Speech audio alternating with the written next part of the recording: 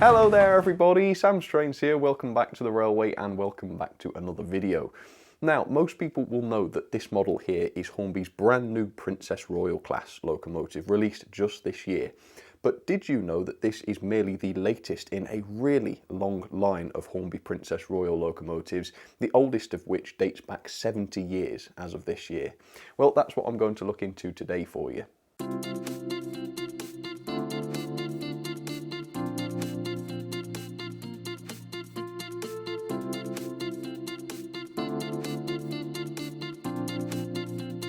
So the very first Hornby Princess locomotive was released in time for Christmas 1950 in a Marks and Spencer's train set by a company named Rovex, and it wouldn't be for a few years that the Rovex company changed their name to Triang Railways, as I'm sure most of you will recognise, and then later on to Hornby Railways.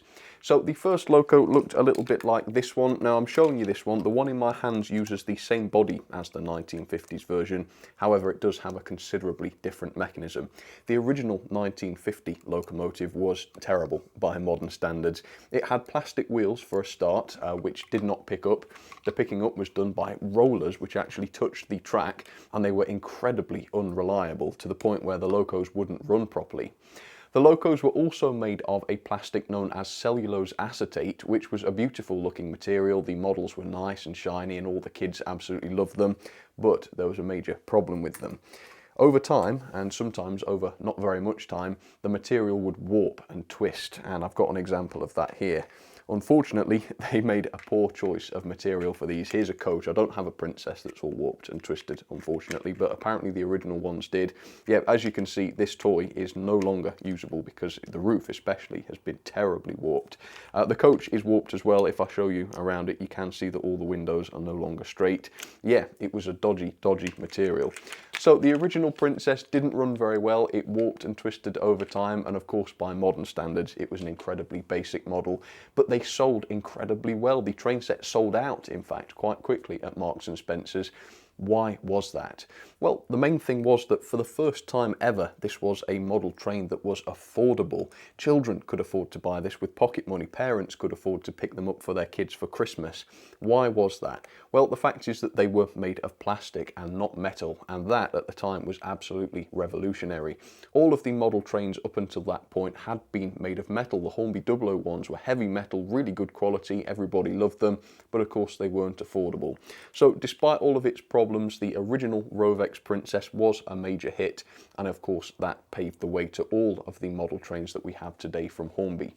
So the Princess evolved over time. You can see the one I have here was updated slightly. Mine does have metal wheels now. The motor used in the Marks and Spencer's train set would evolve to become the XO4 motor, which as we know was really successful. Indeed, my Princess here does have the XO4 motor, but as you can see, as I was saying, yes, it does have the metal wheels. They adapted them so that they picked up through the wheels rather than through those awful rollers, so for the first time the performance was really good. They also made quite a few enhancements to the model. They produced a few different colours. This is the maroon one, as you can see, and they even added some valve gear. As you can see, it's very rudimentary, but they did get valve gear. You can see, if you look really closely, this version also has spoked wheels, where the previous version had just disc wheels with no proper spokes. They were improving all of the time, and I've got another one. I might as well show you this one. As you can see, it uses the same body, it's just been adapted to have a different mechanism, as you can see, and this one also has the valve gear. And they produced these models for a really long time. I think the last time the original Princess was produced, I believe, was in 1974. If you know of any later batches, please do let me know, but I believe the last was in 1974. After that, the original Princess was said goodbye to. However, come the 1980s, the Princess would return to the range with a brand new tooling. This is the only of the 4 versions I'm going to be covering today that I do not own, but I'm going to talk to you about it anyway. So if I find a photo for you, hopefully I can, you can see that this model looks quite a bit different. The proportions are a lot better, it's longer, it's more like the actual size of the Princess to scale. It also has quite a lot more detail. You can see actual rivets on it, and it has separately fitted parts, separately fitted handrails, it has separately fitted reversing rods. For the first time we were starting to see some detail. Now, in my opinion, a slight downgrade to the new 1984 design was the fact that these were no longer loco driven. The motor was moved into the tender. These were early tender drive locomotives, although not that early, come the 1980s, I guess. Now, these days we don't like tender drive. We prefer locos to be loco driven where possible. Tender driven locos tend to have problems. They tend to have traction tyres, which aren't that great. If you want to know why I don't like traction tyres, you can check that out. But in those days, people loved them, and of course they were really, really powerful. So 1984 was a bit of a LMS year for Hornby. They produced the 4P tank in that year as well, which I reviewed just recently, and I think they also introduced their first Black 5 model, which was the old tender-driven one, still produced today to some extent with those railroad Black 5s, of course. So that model was really, really successful. The extra detail carried it forward many, many years, and they were produced until 2001, 2002, around that time, so quite a long time. The first one was produced for 25 odd years. The second newer version was produced for a similar amount of time. In 2003, I believe it was, we saw the next brand new Princess model, and it looks like this. I do actually have one of these, you'll be pleased to know, but it's a bit more fragile. Okay, here it is. The tender's not quite connected. So it's not entirely clear whether this was an all-new tooled version of the Princess. The reason I say that is because the 4P that was released at the same time, the 1980s 4P, that was re-released around the same time, but it wasn't all retooled. It was updated and revamped very slightly. Now, because I don't have the previous version of the Princess model to this, I don't know whether that is the case or not. It could well have been an all-new retool, this 2003 version, or it could have just been improved and adapted and whatnot just to fit modern standards.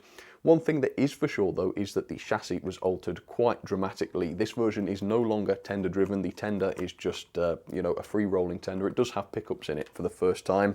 Yes, in 2003, for the first time, the motors were moved back inside the locos, and these were amazing. These were completely revolutionary, just like the 1950 locomotive was, just like the 1980s version was in terms of detail. This was revolutionary, in my opinion, due to the mechanics of the thing.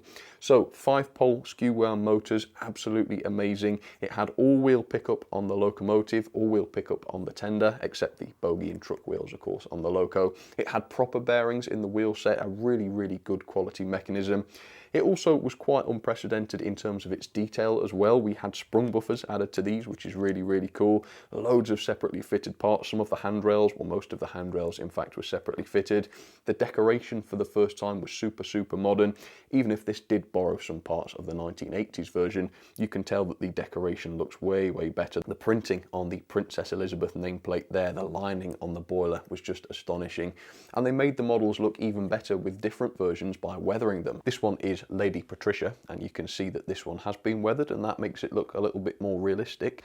Even by today's standards, that 2003 Princess release looks and runs just amazing, which makes the next part of the story quite interesting and surprising in a way, because here we are in 2020, less than 20 years on from that 2003 release, and Hornby announces a brand new Princess. It wasn't in 2020 they announced it, of course, and they released it, and that is less than 20 years. That is the shortest turnaround period for any of the Princess retools that we saw over the years. And here we are in 2020, and this is the result.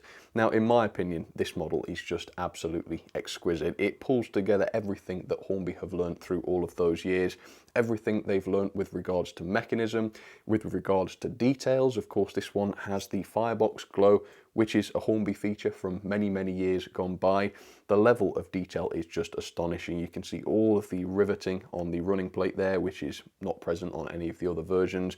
We have sprung buffers, separately fitted parts, all the lank brackets this time, the smoke box darts are all separately fitted.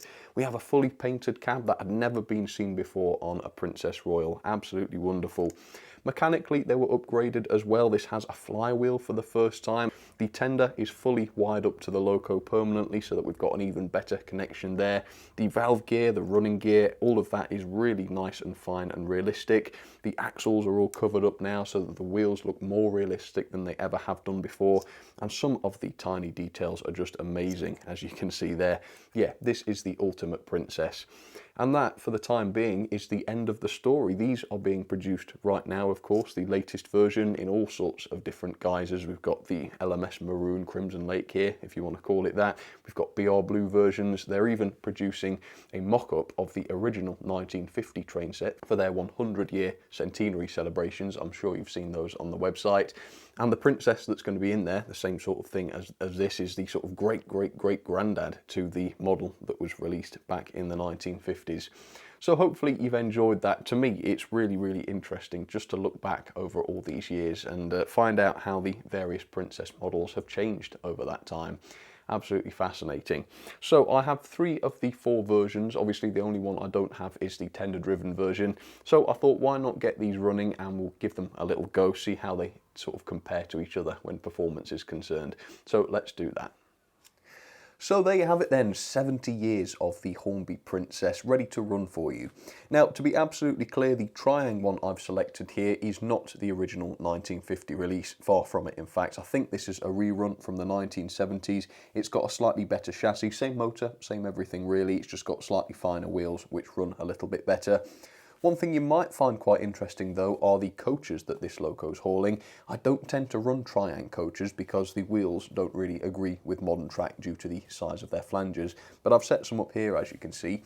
The first one is a really early one. In fact, looking at the plastic, I would guess that that is a cellulose acetate one. Very fortunately, it hasn't warped for whatever reason, but as you can tell, that is a really, really early one. Goodness only knows what it's supposed to be, probably a Mark 1 or something like that. The next coach is a slightly newer one. It's still very, very old-fashioned with the old couplings and everything, but it has obviously got a little bit more detail to it and a bit more accuracy.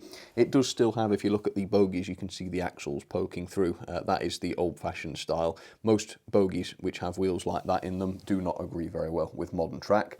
The next coach behind it is the same thing, as you can tell. It has the same body. The colours are a little bit better though, perhaps a little bit more realistic, and you can see that the bogies have now been changed to have the more modern sort of pinpoint axles, and that coach in particular actually runs fine on modern track, which is pretty good. When I get this one running, you're going to see the coaches bouncing and jumping all over the place because they really don't like modern track.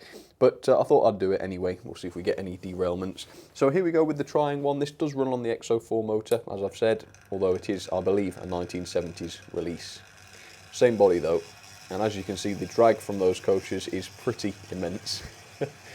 Then we have the 2003 Princess. Here we go. As you can tell, much quieter. And then we have, once those coaches have gotten out of the way, we have the 2020 Hornby Railways Ultra Modern Princess. There we go. And what a beauty that one is. Amazingly, it's very unusual to find any Triang loco that's completely beyond help. A lot of them do still run absolutely fine today, which is quite an achievement. I will be very surprised if in 70 or 50 years time the models made today still run absolutely fine. I guess only time will tell on that one. But there we are. I hope you found that really, really interesting. It does raise questions for the future though, doesn't it? In another 20 years time, are we going to see another Princess from Hornby? If that's true, what will it look like? Will it have a motor inside? Will we be using motors in those days? Will it be live steam? Will motors be seen as a really old, outdated feature? Will they be all metal in those days? Will plastic be seen as a cheap, nasty feature of the past? Will model railways still be a thing? Will it have died out entirely? I'd love to know the answer to some of these questions. But it is amazing to see how things develop over time. I've always really enjoyed that aspect of the hobby, and I hope you have as well. So thank you very, very much for watching. Do let me know down in the comments what you thought about that. Which Princess is your favourite? Let me know. Everybody might not just choose the ultra modern one, because I'm sure lots of people do have very fond memories of those old Triang ones. But let me know which your favourite was of the 3 that I've got, and I'll throw in the 80s tender driven one as well for you if you're particularly fond of that one. For now though, thanks for watching, hope you enjoyed it, and I'll see you on the next one. Cheers everybody.